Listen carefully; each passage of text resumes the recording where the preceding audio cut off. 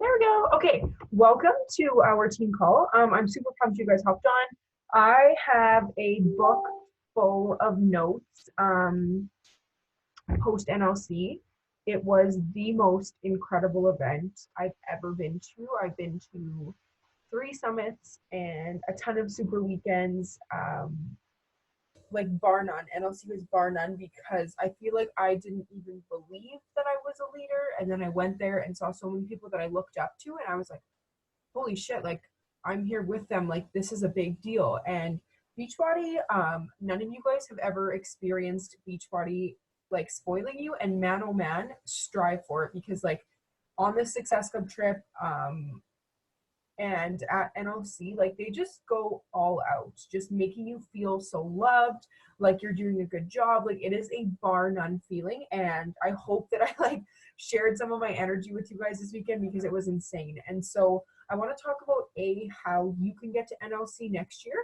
And then I'm going to talk today about sharing your story and why it's important, how to share your story, XYZ. I've got a ton of topics moving forward post NLC of things that I personally am going to implement, things that I think we could work on as a team, or things that might help you. And so I'm really excited for these next couple weeks to just share. No, thanks, David. To just share kind of what's going on and what I've learned. And so,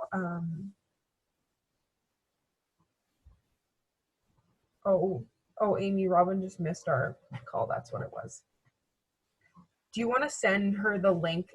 I'm just on multiple devices here. Can you just pop the link for the team call in that team cup chat, and then maybe she can hop on? Okay, so how do you get to NLC next year? So NLC, you have to be a one-star diamond coach. And if you are like, I don't even know what that means, don't stress. I'll help you with it. Regan, don't get overwhelmed. Okay, so one-star diamond, what does that mean? Is that you are sponsoring a diamond. And so I built Blake to Diamond because I'm like, damn it, I'm not missing this conference for another year in a row. I built Blake to Diamond, and compliance had a speech at NLC talking about like the spouse account and what to say, what not to say. So I can't technically say that I built Blake's business. He built his business to want to Diamond, which made me a one-star coach. But you guys can get there. You guys can get there. You can literally self-build to one-star, working with your spouse, getting there to make that conference happen, because it was a game changer. And there was a girl there who she was in the top 10 coach. She was number 10 this year, and she was at NLC last year. So from February to December, she advanced her business from one-star diamond to top 10, which is like actually mind-blowing. She's like 21, like our age, which is crazy. And it just like shows the power of NLC. So honestly, write it on your vision board. Let's work together to make it happen for you, and let me know how I can help mentor you guys and give you the resources you need to get to one-star. Obviously, the first steps being emerald and diamond, which are like 100% doable. And then post diamond, we'll work together to make that one-star happen. But like, please do everything in your power to get there. I just like cannot speak highly of it enough. And so something I wanted to talk about today was sharing your story. And I know that this maybe seems like a base topic, but it was something that I was reminded of this weekend and wanted to share with you guys. Whether you believe it or not, we are storytellers as coaches. That is our job as coaches, is to tell stories. And it's something that you work on over time, and something that builds. And there's people in and out of your story. Jesse's story features her kids, who I love so much. My story features Dave and Blake and my sister. Everybody's got they're the main character. They've got those like sub characters, supporting characters, and then there's a storyline, and the storyline is your life. And so just like I tell you guys, those 5 pillars, those 5 things that make you you, that you want to talk about, your story is always one of those, or that 6th pillar, because ultimately what we're trying to do here is attract a former version of ourselves to what we're doing now. And so like, it's not a freak accident that Brooke is a designer and I'm also a designer, because right, like we're the same human being. And that's because I was trying to attract a former version of Olivia, and Brooke stepped into my life, and I was like, yes, you're perfect. You're her, because we related on so many levels, right? It's no surprise that we've got a ton of people on our team with cats, because it's like, well, we all love cats and we're trying to attract our people, right? And we're not all going to have the same interests, but we all kind of started at the same pace, or we can find little bits of ourselves in each other. And so I want you guys to post team call here. First of all, put NLC on your vision board. And then number 2, start writing your story. And I had to get honest with myself. I don't spend enough time just like reflecting, journaling, making a game plan. Like post NLC, I was like, I got to do all these things. And I was like, just take 5 minutes and just like brain dump on a page. I find brain dumping is a great way to tackle that feeling of overwhelm. Just get all your thoughts out on the page and then can make a game plan from there. And I'm not sure if you guys work the same, but try it and see how you feel. So I want you to brain dump your story. And this was something I remember doing. I really remember writing it on this yellow sheet of paper when I was at my like old job, because I didn't have any work to do. So I just listened to the National Wake calls for years and years on end. But I started, so I think it was Bonnie English talks about writing down your story. And so what makes you you, and then what in your story could you talk about? And here's the thing, there's going to be parts of who you are or your story that you're not ready to share, and that's okay. I remember dumping binge eating on my story paper, and I almost crossed it out because I was like, oh, I wasn't even ready. I hadn't even admitted to myself that I had a binge eating problem at the time, let alone did I want to admit that with the world, but that's okay, right? Because not all of us started from, like, you don't go from 0 to 60 overnight, right? It's just like little bits of who we are, and then we build that confidence. We're ready to step into that next version, and we share a little bit more, and we share a little bit more, and eventually, I was like 2.5, I think 3 years in, and I was like, okay, I'm ready to open up about my binge eating. And then that connected me to a whole bunch of other binge eaters because I was ready to open up about that. And it's not always going to be like the deep down, dark, hard things to share that are part of your story, but those are also going to be a part of that. And so think about your story, what you've been through, who you are, and dump that down on a page. Some things that I dumped down that I maybe did or didn't act on was like, I grew up in a family of 4. I was a child of divorce. I played sports in high school, like a lot of sports. I was an extrovert. I'm really social. I loved food. I was a binge eater. Like just writing down all the things that made me me, and then kind of how the things that I wanted to share on, the things that I felt I could help people on. Like I don't really talk about being a child of divorce because like I don't, not that I don't care, it hasn't affected me, but I just like choose not to talk about that. For some people, that's a big thing for them. Or like talking about their childhood and their past and things like that. For me, I just like choose not to, and it's not here or there. It's just, you know what I mean, not important to me right now. And then, like I said, the binge eating. There might be something down in your heart. Maybe it's depression or anxiety, or maybe you're a fellow binge eater, or something dark and scary that you're like, I don't know if I'm ready to share about that, and that's okay. You don't have to bare your soul all at once, but leave it on that paper. And then keep revisiting that paper. And once you kind of work through it yourself and maybe feel like you're a little bit ready to open up and share and connect with others about it, then you can come back to that and share bits of your stories. But this isn't just, we're not influencers, we're storytellers, right? And we're not just here like snapping a sweaty selfie with my Shaco bottle being like, got my workout done today, you should do yours. Like, that's not who we are, because that'll get you maybe Success Club 2 or Success Club 4 a couple times, and then that'll be it. Because, don't take this the wrong way, but anybody can do that. It could literally, like Dave could do that. He could take a photo of his workout bottle with his face and be like, crushed it today, and he would probably sign up more people than I did because he's really cute. But we share stories, we get people involved, we let people see themselves inside of our story, and then we're like, hey, she's crushing it.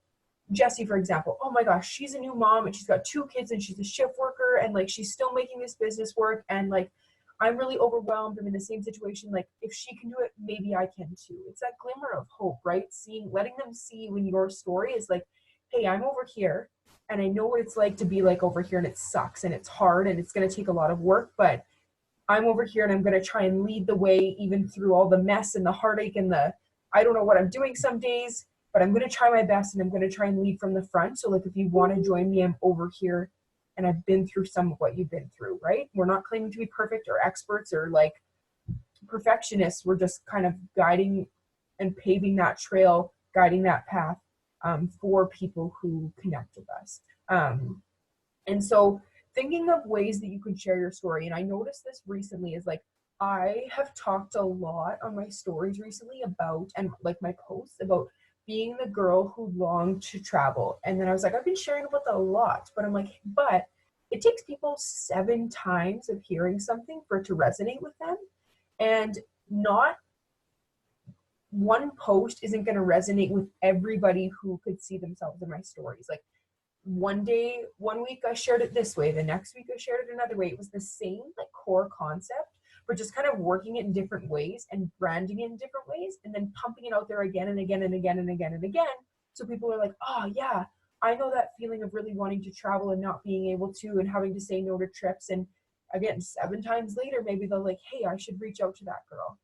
Sharing that piece of your story, because interests and things around you, those 5 pillars can change, right? If you get married, maybe sweating for the wedding is now your thing, or you've got kids and you didn't before, now they're becoming a part of your story, or those 5 pillars and those things that you share about. But that story is that thing that's keeping you going. And while it'll still evolve, the reasons why we started coaching and challenge groups and showing up in the first place are going to stay consistent. And so I want you guys to dig deep into that story, because like I said, anybody can do that surface level stuff.